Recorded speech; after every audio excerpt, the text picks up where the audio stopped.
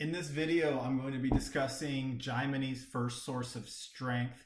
We're going to look at the rules that go into determining how to find which rasi is the strongest in someone's chart using this method, and how we can also rank all the rasis in the chart, what this means, and then we're going to look at sun signs. We're going to in the aspect of relating to Jaimini's first source of strength and why some people really identify so much with their sun sign. And then we're also going to look at some example charts where we will determine which rasi is the strongest. Okay. So first and foremost, I would like to thank you for taking time out of your day to watch my little videos that I like to make on astrology. Hopefully, you find this to be beneficial to help bolster your understanding of astrology. That's what I would most hope that you would get out of this and maybe even learn a thing or two. And I would ask that, if you like the material that I am providing, that you give it a thumbs up, subscribe to my channel, and do all the sorts of nice things. Write comments if you agree or disagree, or you have any further questions about this. So we're talking today about Jaimini's first source of strength. Now, what I love about this is it's so profound, but yet so easy to just kind of glaze over.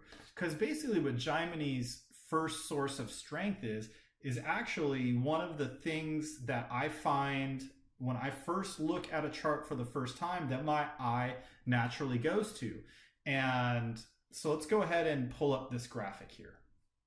These are the rules for determination of Jaimini's first source of strength. And so what you'll see here is basically the first rule is just what this is saying here on the first step is that what you want to see is this doesn't include Rahu and Ketu. This is about the embodied planets, meaning Sun, Moon, Mars, Mercury, Jupiter, Venus, Saturn. It's about those 7 embodied planets. You can kind of ignore the nodes as far as this is concerned. And so basically, the first thing you're looking for is the sign that contains the most planets. And because that's what our eyes are drawn to as astrologers. Well, I shouldn't say ours, I should say my eyes. Every time I open up a new chart and there's 4 planets sitting there in a sign, my eye immediately goes to that, and I start just like, oh, okay, wow, let's see, what can all these little individual pieces mean? So that's the first way. So if you see that if there's a rasi that holds more planets than any other, that's going to be the strongest rasi. So what these rules are for is they do 2 different things. Basically what they do is right away you can determine what is the strongest sign by having the most planets. But then by going through each of these rules right here, you can actually rank the signs, all 12 signs, number 1 through number 12, based upon these rules. Now, with that being said, so what does this teach us? Well, what this teaches us, or what this shows us as astrologers, is kind of what rasi this person should be experiencing the most karma in. So this person is going to relate to this rasi. And what we want to talk about is what is contained in that rasi, which will be that rasi will contain a house. That rasi will contain house lords and planets and combinations. And then basing what we know about those planets in that sign, creating planetary dignity, creating Lajatati Avashtas, and whatever else that we know about, that people will tend to more kind of relate to, like, oh, I really understand that. And so what's interesting and where this is helpful as an astrologer, I mean, when we're actually thinking about this is the rasi with the most source of strength, it's like this is where the person is experiencing the most activity in their life, probably. Like they're probably going to experience more karma revolving around this house, including these house lords going into this house. for good or for bad, depending upon the dignities of these planets. Because what we'll see here is first, if you're looking at a chart, and this will happen, you can look at a chart and see sometimes there's 3 different signs that hold 2 planets, right? So maybe you have Sun, Mercury in one, Venus, Jupiter in another one, and Saturn, Moon in the third Rashi. Well, how do we determine which one is the strongest? Well, we determine that then we look at planetary dignity, right? So we look to see the dignity of the planets, and that with the greatest dignity would be the stronger one, would be the strongest one. Now, but in that case, so that's the way that we can split hairs with it.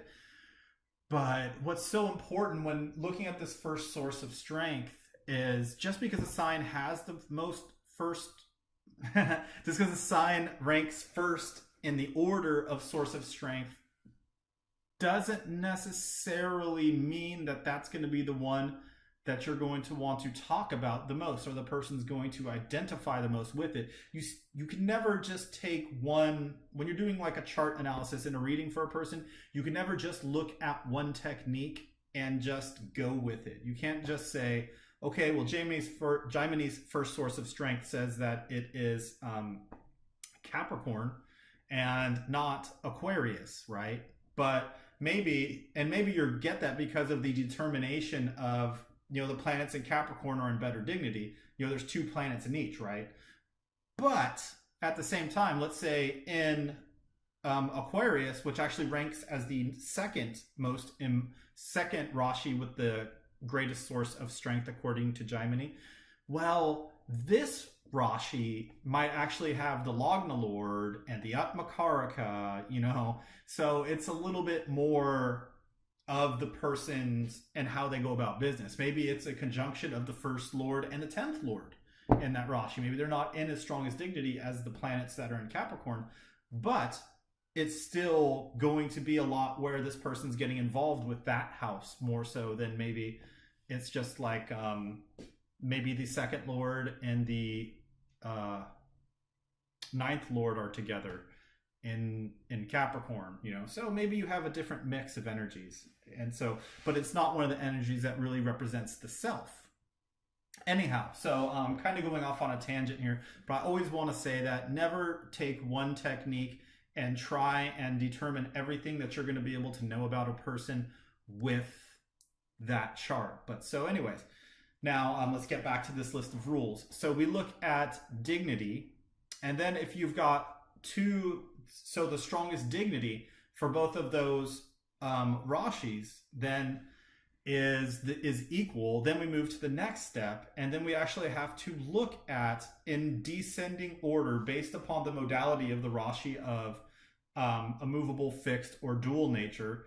So if they're equal, if the dignity is equal, then if the planet has 2 is a dual Rashi, well, that's greater than a fixed Rashi, which is greater than a movable Rashi. So in that example of Capricorn and Aquarius, let's say they're in the same dignity, the planets that are in those Rashis. Well, what we would then go to look at is we would look at the fact that Capricorn is movable and Aquarius is fixed. So in that example, if they were the same dignity, well, then the stronger one would actually be would actually be Aquarius, because it's a fixed Rashi. Now, if that was happening in Sagittarius and Capricorn, well, then we would know that, and they're in the same dignity, well, then we would know that Sagittarius would actually be the stronger Rashi than Capricorn, because Sagittarius is dual. Anyways, and then if all of that, like let's say they're both in movable Rashis, or they're both in dual Rashis, or they're both, so everything is tied again, and then the next thing we do is we look at the Lord and see which Lord has the strongest sign, and that will typically be, you typically won't make it to that step of determination. And then we have the last step, which I say you will very rarely have to use this step, so I recommend ignoring this.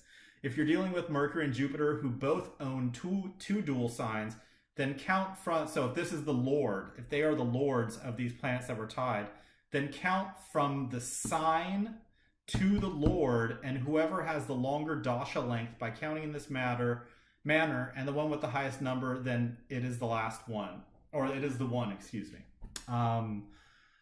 With that being said, I don't want to really go into what that means, so that's why I say just ignore that, because all we're really going to be talking about in this video, we're just going to kind of look at like the top 2 signs. When we go to look at examples, we're just going to look at like the top 2 signs. So basically so now I've already talked about when it's obvious, when you see that one Rashi has the most planets, then you know right away that's going to be like the Rashi that holds the strongest karmas. And if it has planets in it, like the Lagna Lord, or it's happening in the ascendant, or it involves the sun, which is a natural karaka for the self, then then personally, this is my modification to this. This is kind of using other astrological knowledge, right? Is that will tend to be a stronger indication of what to expect with that person's karma, and when you're doing the reading and stuff. So if you see those things involved. Now, let's go ahead and talk about the sun sign now. Well, now why is it that people identify, or not always, I shouldn't say people, I don't want to make it sound like people always identify, but there are those people who identify more when they hear about their sun sign in the newspaper, right? Or wherever they hear about it, they go, oh, well, I'm a Sagittarius, because they know that their sun is in Sagittarius when they were born. And they go, oh, wow, I totally have that energy of Sagittarius. I'm so driven and focused and everything. Now, why do you think that is? Well, I can almost guarantee you the reason why they will feel that way and they will really more identify with it is because there's more of a chance that the sun is going to be the planet that is conjunct other planets. And when I talk about other planets, I'm referring to the fact that I'm talking about Mercury and Venus being conjunct the sun, because Mercury is never more than 24, I think it's 24 or 26 or 28 degrees away from the sun. Venus is also never more than 48 degrees around the sun, because their orbits are so tight around the sun. As the sun moves through the zodiac, Mercury and Venus are always around the sun. So the chances of there being a conjunction with either Sun and Mercury, Sun and Venus, or Sun, Mercury, and Venus is the highest likely conjunction. And there you go, right there you have 3 planets. So someone that's probably identifying a lot with their sun in a sign probably has this conjunction, if not even more planets involved. So that's just kind of what I wanted to just kind of throw out there, because I think that that's kind of a logical, or that is kind of a logical statement to make. So and also a person that identifies with their sun sign, well, maybe the sun is in their first house, maybe their sun is their first lord because they're a Leo ascendant. Lots of other reasons can go into that. Maybe their sun is their Makaraka, which is their another indicator of the self, which is a planet placed in the highest degree. And maybe it's probably a combination of all of those factors. So now, with that being said, I want to look at a couple of example charts now. So being that I just talked about sun sign, so let's look at a couple example charts and let's figure out what signs have the highest source of strength. So now we have right here, let me pause, and you pause the video if you want. And which sign is going to hold the greatest source of strength for this individual? Oh, well, look at that. What do you know? We have, there we go. That looks better. Okay, so what do we have here? We have Capricorn, because it's got 3 planets. There's 2 planets everywhere else. And then if you wanted to say which would be the next Rashi, right? What would be the second source of strength Rashi here between all the other Rashis that are involved? Well, that would it be Moon and Rahu, or would it be Saturn and Mars? Because those both have 2 planets, but remember, we don't count the node. So it's actually Saturn and Mars. This would be the strength. So let's go ahead and look. And when we see Capricorn being the first sign with the first house, and we see Pisces being the second source of strength. And you'll see here, it ranks them all 1 through 12. This is what Pratham is right here, is ranking all of these using those rules that I talked about earlier. And what I like about this chart, like if you were talking, this is Anthony Hopkins. This is a famous actor. Hannibal Lecter, if you've seen the movie where he's a really crazy psychopath and killer. Silence of the Lambs is the name of the movie. Anyways, so if you were to talk to him and you were to talk about signs, like what sign would this guy identify with? Well, geez, would it be where his Lagna Lord is, or would it be the Lagna? You talk about the Lagna. And again, this goes back to, he probably relates to his sun sign. If you were just to talk about using Western astrology and you just, and kind of like the foofy New Age Western astrology, not like the Hellenistic, really awesome Western astrology, but just kind of like at a very base level, and you just talked about Sun and Capricorn and the qualities of Capricorn, this guy ears would probably perk up and be like, yeah, you're really telling a lot about me. Because he's got the Sun as a self factor, a natural karaka of the self. And remember where I said that Mercury and Venus, look at this.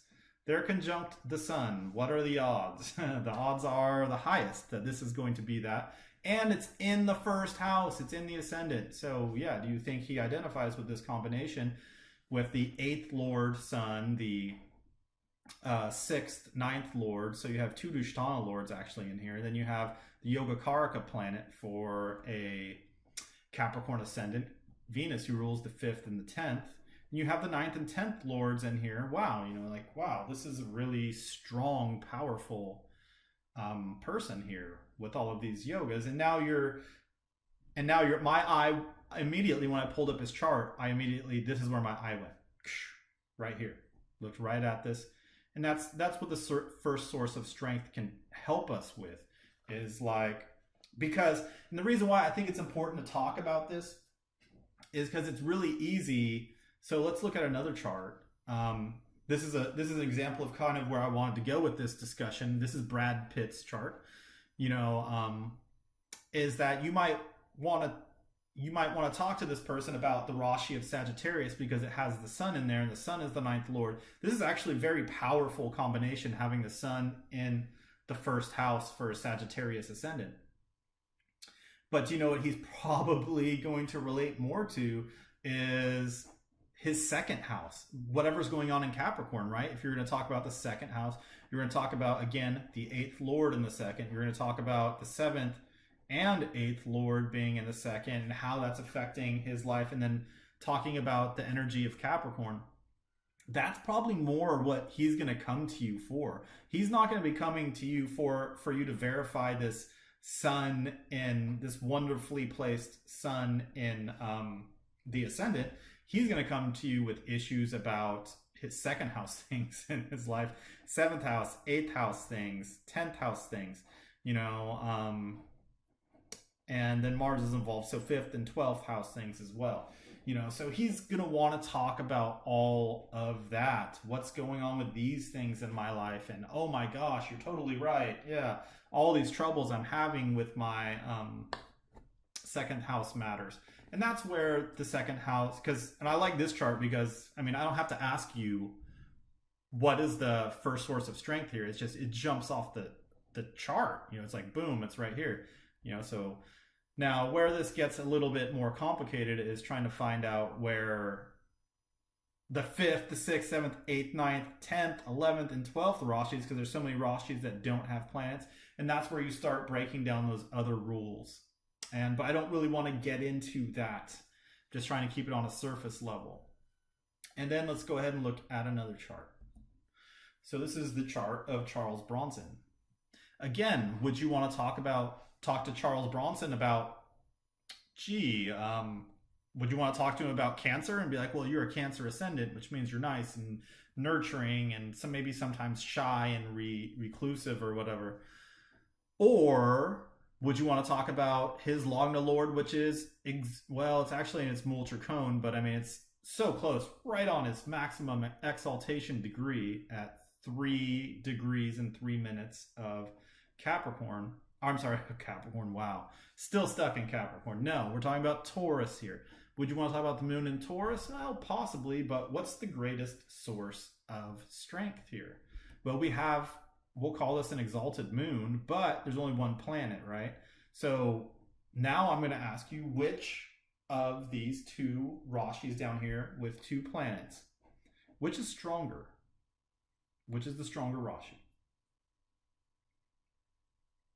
Well, if you can form planetary dignity in your mind as well as I can, you know that Sun and Jupiter right here are both in great friend dignity. That's nice and strong. You would know that Mercury is placed in great friend dignity, but then you'd also know that we have an exalted Saturn here. So this would actually be the greatest source of strength here for this person. And so yeah, we see that it's Libra, then it's Scorpio, then it's Taurus, and then all the way down here is Cancer. So do you think you'd want to talk about Charles Bronson as bring up what it means to be a Cancer ascendant? If you know who Charles Bronson is, he had these movies called Death Wish. It's this series of movies where it's all about him being this super tough guy. I don't really remember the details of these movies. They came out in I know it was in the 80s, but the series might have actually started in the late 70s or mid 70s. But I know a lot of them came out in the 80s. Anyways, so it's what you're talking about, being nice and nurturing. Would you assume that would be the nature? I mean, Moon and Taurus, he probably does have that nature to him because Taurus is that third. But you're talking about an exalted Saturn, with Mercury. You're talking about Sun and Jupiter in Scorpio. Well, I don't know if that's the case. Anyways, there's a lot to look at. And so now let's go on to our last chart we're going to look at here today. This is Edward Murrow. So in the software that I have, this is called a Vedic astrology software where I got all this from. It's wonderful. It has a database of people in here, and it's in categories of actors. And so I was just randomly, just because actors starts with A, I just started with actors to find example charts for this class. I had actually never looked at this chart. I don't know anything about Edward Murrow. And so I wanted to use this chart as an example because here's another great chart about which rashi has the greatest source of strength. Again, so we look around, we see that there's two signs with two planets apiece in it. So which one is stronger? Well, we have Saturn, who is debilitated in the sign of Aries. We have Mercury, who is in friend dignity. And then we come over here, we see Mars, who is in neutral dignity in Gemini. But then we have Venus in great friend dignity. So actually, the stronger rashi of the two for this particular chart, would be Gemini. So let's go ahead and look at the results here. It goes Gemini, Aries, and then Leo, and then Aquarius, which is the Lagna. And then you'll see here.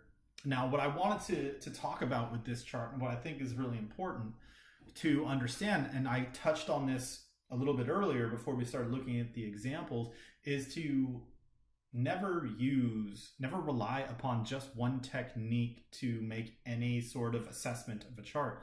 Because if you were to look at this, and if you're going to look at this source of strength, right? And what does a debilitated Saturn represent? Well, debilitated Saturn represents someone who's like more hardworking, that always kind of feels like either things are never going to end or they just really want to prove themselves. Debilitated Saturn people, you will see, will be some of the people with the most, like, the work ethic of these people is just like nonstop. And to see that that's the first lord, that's going to tell us a lot more about the nature of this person, I think, than just looking, because when you take Mars and Venus together makes someone who's very passionate, right? Who's very going to follow their drive. And then you put that in the sign of Gemini. Well, Gemini is all about, fun and games, So are you do you think are you going to talk to Edward Murrow more about being passionate about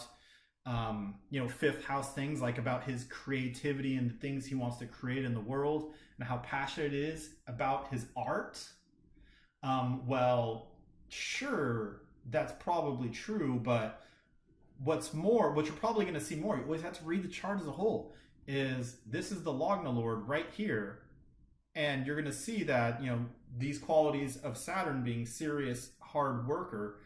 And then you also see that you have the moon in the first house, and the moon is the sixth lord. See, this is where you start to see the stacking confluence. And then you could even see that you have Rahu in the sixth. You have Saturn and Mercury, which are going to be two cruel planets in the third, a cruel planet in the sixth. Like, you're going to talk about this person as being passionate about what they're creative about, or you're going to talk about this person with the sixth lord in the first, with cruel planets in the third and sixth house. You're going to talk about this person, if I were to talk to him, I'd be like, you're probably a tireless worker that really gets his hands dirty,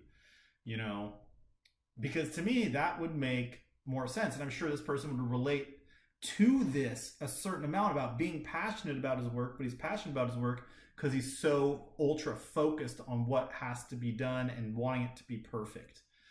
And I think Saturn Mercury combinations can be that also, where the person sees kind of less possibilities that can actually, because Saturn brings that kind of constriction. Mercury is about seeing all the possible options. Saturn is going to constrict that and make Mercury feel like there's less options available, and he's going to be more hardworking to get that. And we see other confluence in the chart really telling us that as well. So always remember that you use a technique, but never forget to use the rest of what you know about astrology to really tie it all together. So, and I encourage you, when you're looking at a chart, to, especially if you have Kala Vedic astrology, you just you pull up the Prana Strengths menu if you right click in the middle of it, and you will get to look at, which Rashi is the strongest. So it's good for splitting hairs. It's good for trying to help you focus, like what should I focus on the most? And but it's just at a base level. You really have to read a chart also, but I find it to be a really good help. I find it really fascinating when you're looking at a chart and you're talking to people, to really to always keep this in mind, to go over this list of like, okay, well, where does the ascendant place in this, right? Where does the first lord place in this? In this Gemini Rashi, I mean, you have Mars, who's the 3rd and 10th lord for Aquarius ascendant, and you have Venus, who's the 5th and the 10th. I'm sorry, the 4th and the 9th, right? Well, you do have the 10th lord in here, so that might really kind of go how this person takes action in the world. But we are talking about the Lagna Lord here. We're talking about the Makaraka planet in the first house. So there's kind of a little bit more confluence here. Anyways, thank you for being patient if you made it this far, and watching and listening to my crazy rambles as I go off on tangents. And hopefully you like what you see and you benefit from what I'm sharing in this video. That's honestly all I really hope for. And hopefully you have a wonderful day. And namaste.